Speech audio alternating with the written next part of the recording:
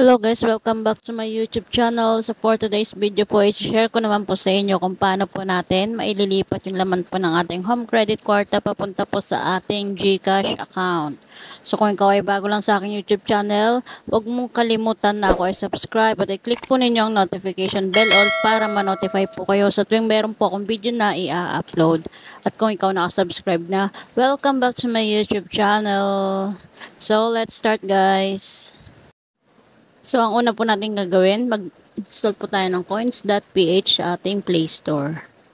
At dapat po, ma-fully verify po ninyo ito kahit hanggang level 2. Kasi kapag ka level 1 lang po, ay hindi po kayo makakapag-cash out. Kung hindi cash in lang po. Pero cash out, hindi po ninyo magagawa. Pero kapag ka level 2 po kayo, pwede po kayong mag-cash in hanggang 100,000 at makapag-cash out din ng 100,000. So, i-click lang po natin itong apat na tuldok sa baba. At pindutin po natin yung cash in. Scroll down lang po hanggang sa pinakababa. At pindutin po natin itong Palawan Pawn Shop. So ilagay lang po ninyo yung amount. Kung ang laman po ng inyong home credit kwarta ay 1,000, ang ilagay lang po ninyo ay 980 dahil meron po itong fee na 20 pesos. So sa akin po ang lalagay ko lang dito ay 410 dahil 440 yung laman ng ating home credit kwarta. Then, lagay nyo lang po yung inyong email address. So, bali 430 po lahat ng ating babayaran. So, click natin yung next.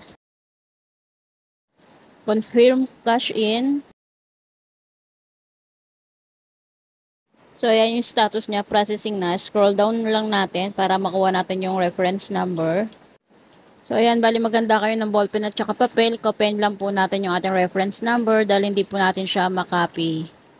Pag okay na, pasok na po tayo sa ating home credit kwarta. So, ayan po ang laman ng ating home credit kwarta ay 441. So, mamaya ang matitira na lang po dito ay 11 pesos. So, click po natin tong bills sa taas.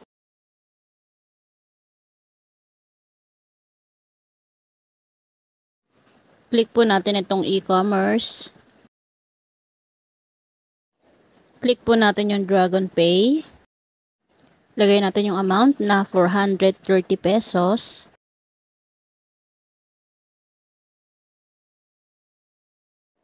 Then, dito natin i-type yung ating reference number na kinopya kanina.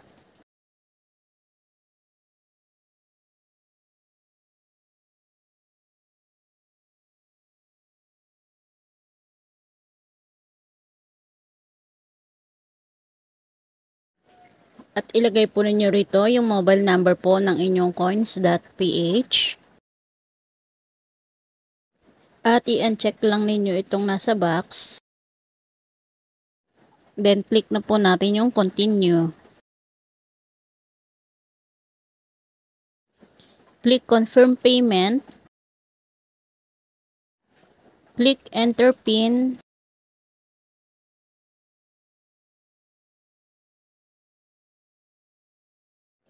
So, ayan guys, transaction complete. So, bali meron tayong marireceive na text na meron tayong natanggap na 410 sa ating coins.ph. So, pasok na tayo ulit sa ating coins.ph.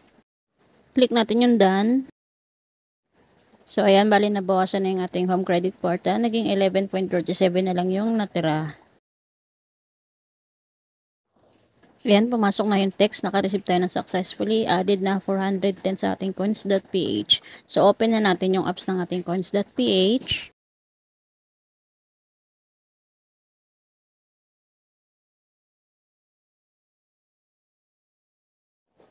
So, click po natin yung transfer. Cash out. Then, iselect po natin yung GCash. So, bali pipiliin natin yung InstaPay para real-time yung pagpasok. So, 400 lang po yung ating ilalagay na amount dahil meron po itong fee na 10 pesos. Dahil ang laman po ng ating sinend ay 410 kanina. So, i-click na po natin yung next. So, ayan po sa account name, ilagay lang po ninyo yung pangalan po ninyo sa inyong GCash. At sa account number naman po, yung inyo pong nakaregister na mobile number sa inyong pong GCash account. At sa recipient mobile number din po, ilagay lang po ninyo yung inyong GCash mobile number. So, pag okay na, click lang po natin yung next. At i-double check po ninyo yung inyong details kung tama. Kung tama naman po, i-click na po natin yung confirm. So, ilagay lang po natin yung marireceive po natin na OTP. So, ayan, meron tayong na-receive na text. You have received 400 pesos of GCash from dcpaycoins.ph. So, check natin yung ating GCash apps. So, ayun guys, successful po yung atin pong pagkuha ng laman ng ating home credit kwarta palipat po sa ating GCash account. So, badan lahat po ng ating transaction fee na binayaran ay 30 pesos.